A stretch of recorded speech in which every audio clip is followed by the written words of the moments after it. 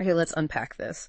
For years, we've talked about this shadow war, right, between Israel and Iran. Mm-hmm.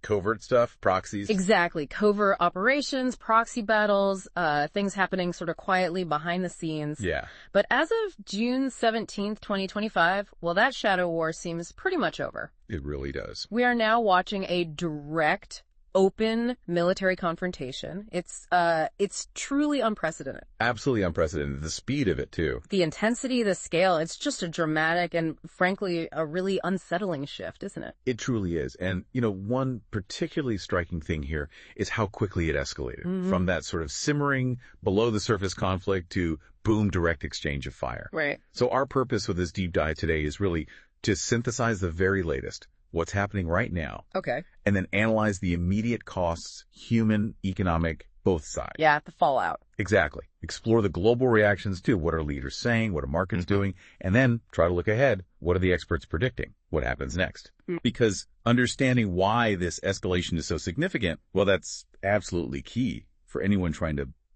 make sense of the headlines right now. Absolutely. So our mission for you, the listener, is to guide you through all this complexity. It's evolving so fast. It is. We're going to try and pull out the most important nuggets of knowledge, maybe some surprising facts, just to help you feel truly well informed. Without getting totally overwhelmed. Exactly. Without that information overload. Yeah. So, all right, let's jump in. How did this latest round actually start? Okay. It seems the fuse was lit, June 13th? With Israel's Operation Rising Lion. That's the one. And this wasn't some, minor border skirmish. No, not at all. This was a targeted campaign striking deep inside Iran, hitting critical nuclear facilities, Natanz, Isfahan. Really key sites. Plus missile bases, military command centers, and crucially, these strikes apparently killed senior IRGC commanders. The Revolutionary Guard Corps, yeah. And scientists. And nuclear scientists. This was a clear, direct, very provocative blow. Hugely provocative. So how did Iran respond to that? Well, Iran's response was immediate and incredibly significant. We're talking multiple waves, ballistic missiles, drones. Wow. And these weren't aimed at some remote military outpost. They were directly targeting Israeli cities. Like Tel Aviv. Tel Aviv, Herzliya, Haifa, big population centers. We even got reports that residents near the U.S. Embassy in Israel were alerted. Really? Yeah, which just highlights, how close this was getting. Direct attacks on civilian areas. Okay, so looking at the sheer scale of these initial strikes and counterstrikes, what are we seeing in terms of the immediate human cost? Do we have any early figures? Especially on the Iranian side first. Yeah, well, on the Iranian side, the figures are grim. Still coming in, of course, but estimates are around 224 to maybe 450 dead. Wow, that's a wide range, but still high. It is, and that count includes senior military people, scientists, but also, tragically, civilians. Yeah. And hundreds more wounded. And beyond the human toll, Israel's strikes caused significant damage. We know Iran's nuclear enrichment infrastructure at Natanz took a hit. The main enrichment site. Exactly. And Fordo, too, that other key underground facility. Plus, damage to critical oil and gas facilities. Okay. And then flipping it, what about the Israeli side? What's the impact been there from Iran's response? Also severe. Current reports suggest around 24 civilian casualties, deaths, right, and hundreds of injuries from those Iranian missile and drone strikes. Mm-hmm. There's also infrastructure damage reported, and specifically damage near the U.S. Embassy area was mentioned. It really just brings home the devastating human cost, doesn't it, on both sides? This isn't just about military targets anymore. It feels different. It absolutely does. And, when we talk about this direct civilian impact, the broader implication for how this is seen globally, it changes things. Yeah, it's not just abstract military strategy now. Exactly. And beyond the immediate casualties, what's really unsettling is the scale of civilian displacement we're already seeing. Right. You mentioned Tehran. Yes.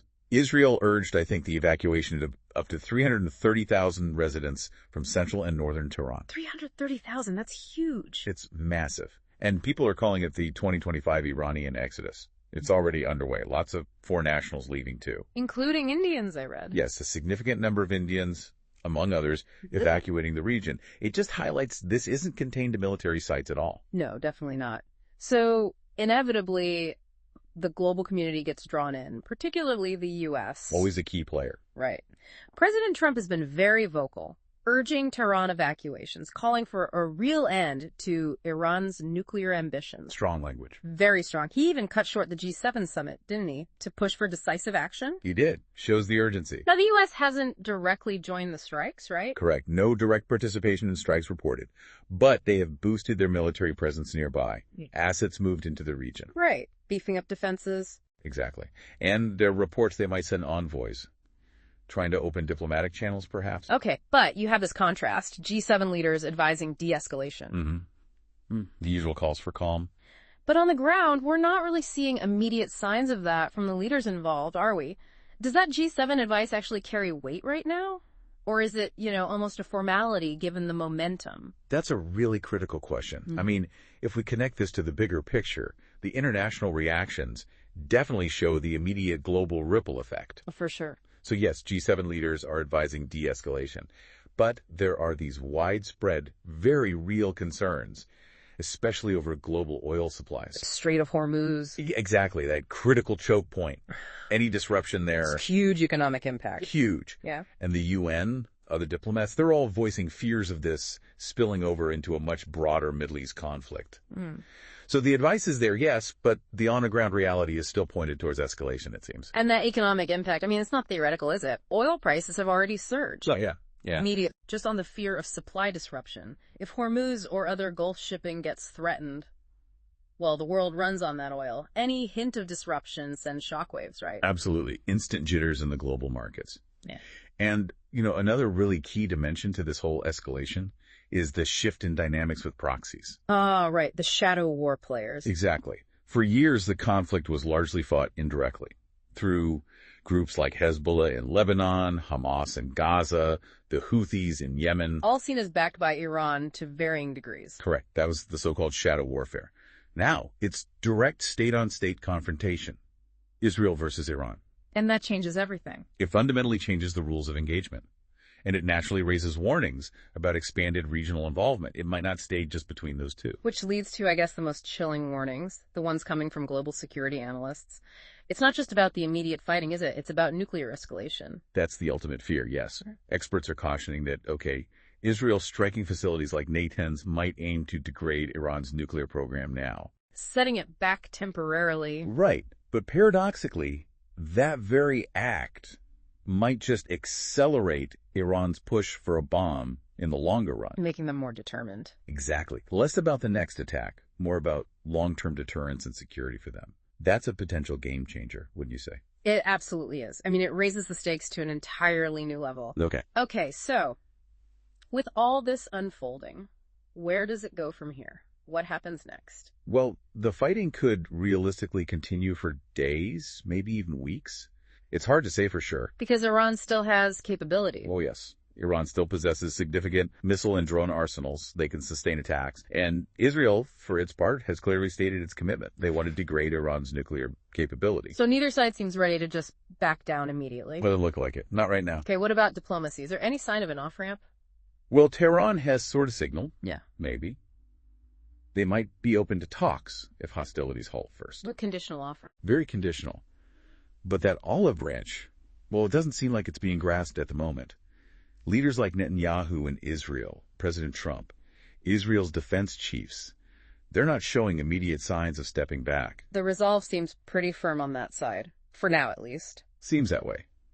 Which makes you wonder about Iran's other potential responses, right? Beyond just direct military strikes. You mean like going back to the proxies? That's one possibility.